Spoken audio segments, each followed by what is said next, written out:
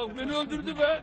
Öldürdü beni be maşallah. Hayallerimi gerçekleştirdim. Ay hayali gerçekleşmiş. Hatırladın mı oradan vardım? Sıramız olmuyor. Hesapladığında gördüm. Ya gördüm. O kadar çok seviyorum. Annesi bu niye beni bu kadar seviyor? Bizden kaynaklanıyor. Dedem MHP'li CHP'limine ben sizi tutuyorum. Çocuklar alanları. Bak neler söylüyor neler. Ama bir şey söyleyeyim mi He, söyle. size? Polisler hakkında.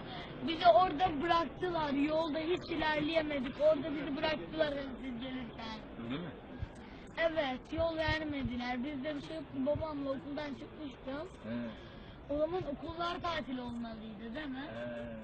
Tabii. Önceden, şimdi değil. Yani o Geç, ya, bundan önceki gelişimde değil mi? on hatırlayamıyorum. Ömer Bey tanıyor musun? Tabii tabii. Tanımıyor musun? Tanı.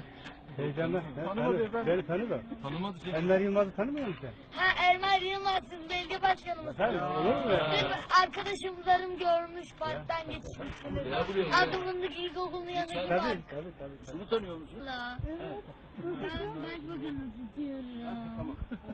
Ben de onu tutuyorum. Çünkü baban değil mi? Sadece o değil. O parti Arka tarafı şöyle televizyonda. bir Evet. Sen nasıl? Ben buraya geldim. 6 ile geçecektim ben neredeyse sınıfı. Yok ya.